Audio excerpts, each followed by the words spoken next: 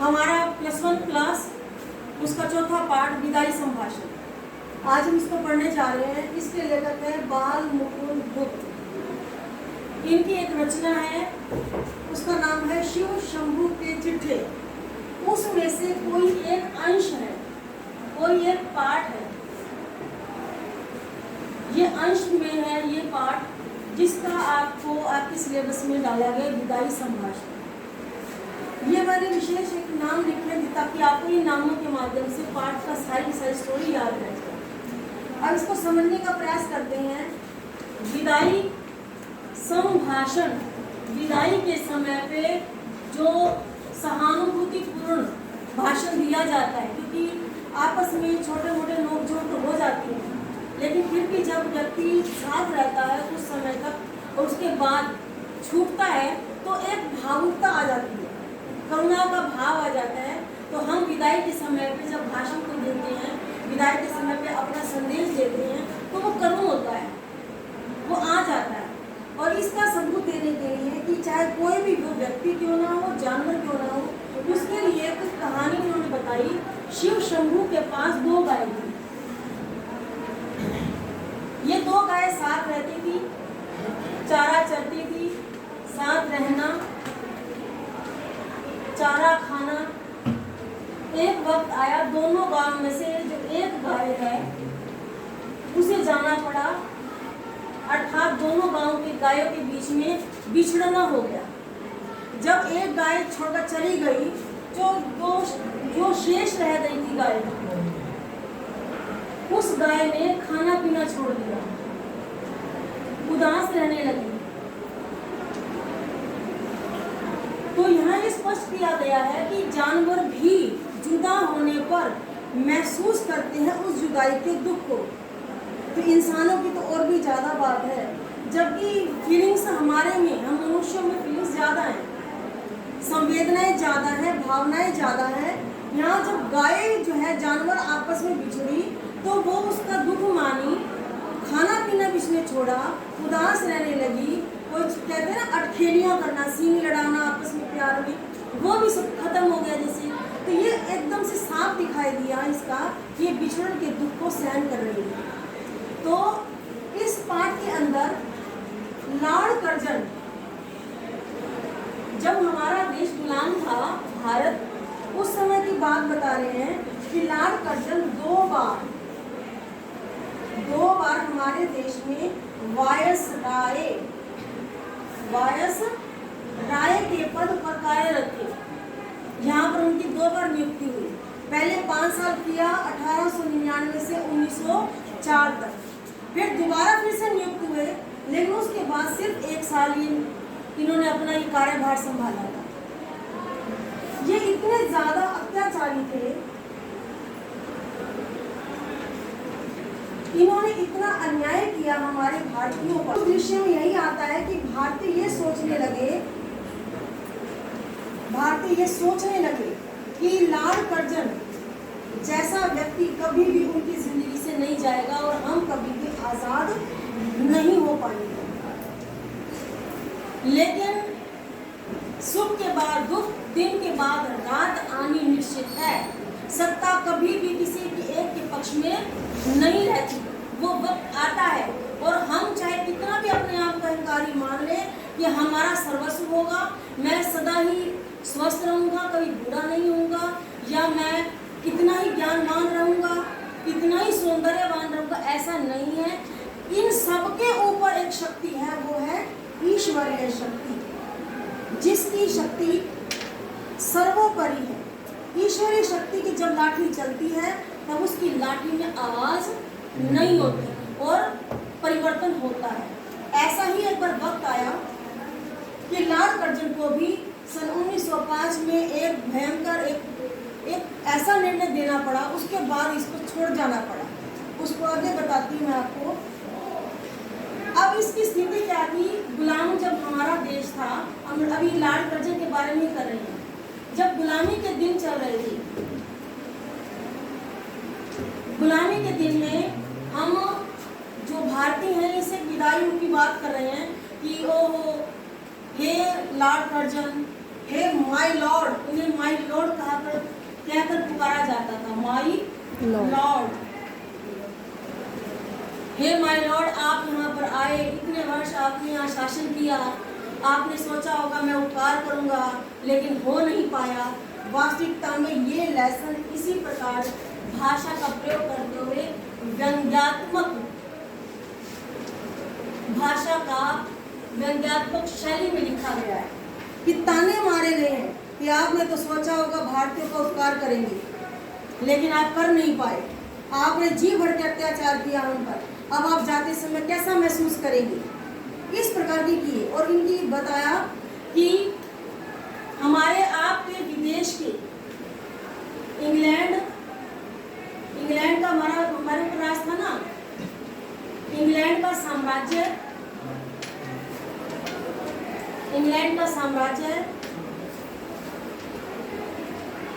पहले थे, दूसरे नंबर पे, पहले नंबर पे ईश्वर, सर्वप्रथम ईश्वर, दूसरे नंबर पे इंग्लैंड का जो हमारा जो सत्ता है, जो शासन यहाँ चल रहा है, वो तीसरी पोजीशन, तीसरी कुर्सी इस भारत में आपकी थी।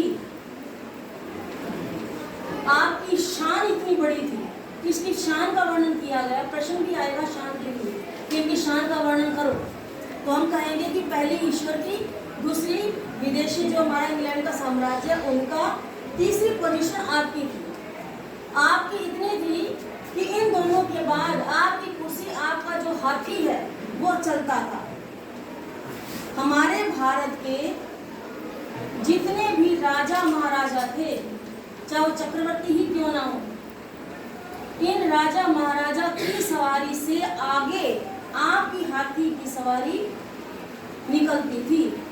आपके सामने सबका सिर झुकाया जाता था, झुकता नहीं था, जबरदस्ती झुकाया जाता था, ऐसी शान थी। फिर उसके बाद आपकी लेडी अर्थात आपकी मैडम, वो भी, उसका भी पूरा शान शौकत थी। आप इतने अत्याचारी थे कि आपने किसी की भी नहीं सुनी। एक बार इन्होंने कहा कि एक नरवरगढ़ का सुल्तान, कहते हैं ना कि व्यक्ति ऐसा मौका आ जाता है, सुख और दुख, मैंने बोला जैसे कि सुख के बाद दुख आता है, दुख के बाद सुख आता है, क्योंकि विपत्ति जब पड़ती है ना, तो बड़े से बड़े व्यक्ति को छोटे छोटा काम भी करना पड़ता है। जैसे राजा हरिश्चंद्र थे, उन पे भी विपत्ति आई तो उन्हें शमशान घाटी रखवाली भी करनी पड़ी। तो ऐसे ही नरवरगढ़, मैं इसे बोर्ड को क्लीन कर रही हूँ, नरवरगढ़ एक जगह है, वहाँ का एक सुल्तान है। ऐसा हुआ कि उस समय नरवरगढ़ के सुल्तान के ऊपर विपत्ति आ गई, संकट आ गया, और उसे नरवरगढ़ के अंदर ही एक साधारण सैनिक बनकर कार्य करना पड़ा, और उसने छोटे से छोटा काम किया अपने नरवरगढ़ के अंदर ही। वहाँ का सुल्तान था वो, लेकिन विपत्ति आई, हो सकता किसी का आक्रमण हो सकता किसी और के पास चली गई हो। वहाँ उसने सैनिक बनकर काम किया, छोटे से छोटा काम और बड़े से बड़े पद पर उसने पदोन्नति भी की, बड़े से बड़ा कार्य भी किया। और फिर आया उसकी विदाई का समय।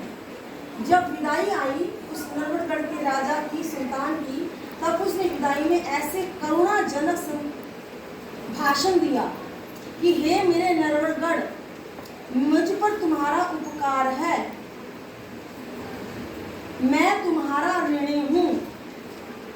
तुम्हारे अंदर रहकर मैंने अनेक वर्षों तक मैंने तुम्हारे जगह का दाना पानी अर्थात भोजन आदि हमने लिया है।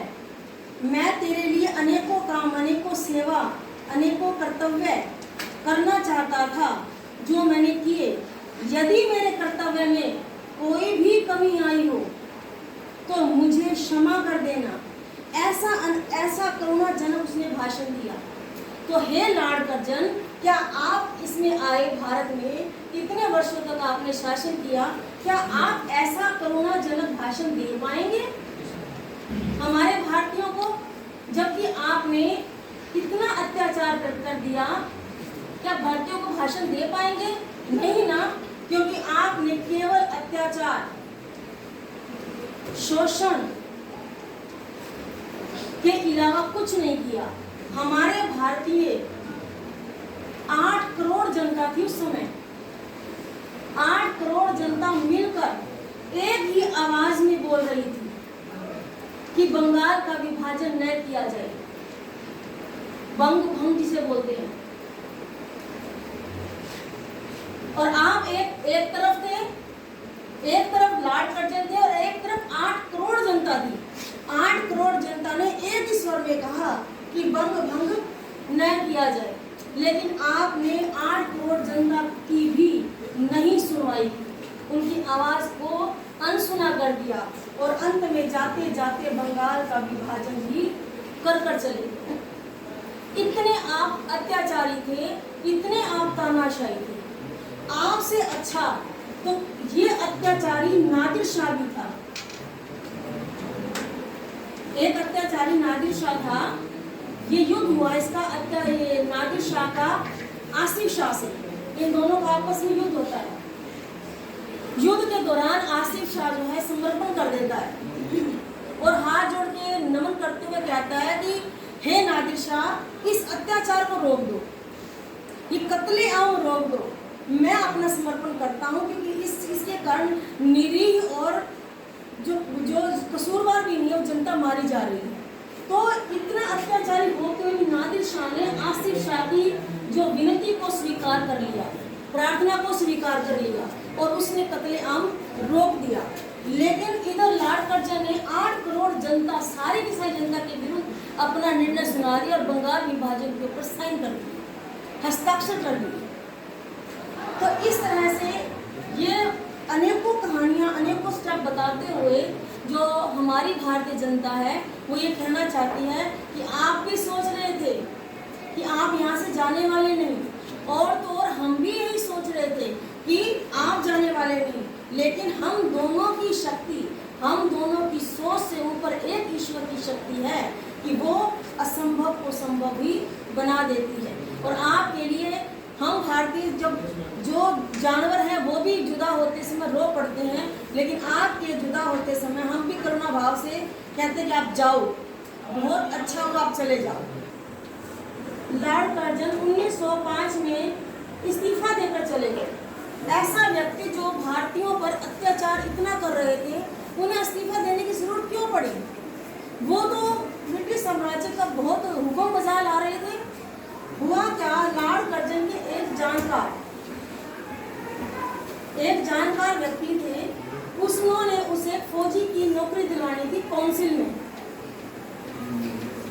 में एक फौजी अफसर के पद पर नियुक्त करवाना था। इन्होंने एक सिफारिश का लेटर लिखकर एक सिफारिश का पत्र लिखा जिसमें रिकमेंड किया गया इस व्यक्ति के प्रति जो इनका जानकार था, और ब्रिटिश इंग्लैंड में भेज दिया, इंग्लैंड की संसद को भेज दिया वहाँ पर। लेकिन वहाँ पर जब इंग्लैंड में ये पत्र गया और उन्होंने इसे ये पद देने के लिए मना कर दिया, वहाँ से रिजेक्ट हो गया कि हम इस फौजी को, इस व्यक्ति को नौकरी पर नहीं रखेंगे। इससे लॉर्ड कर्जन क्रोधित हो गया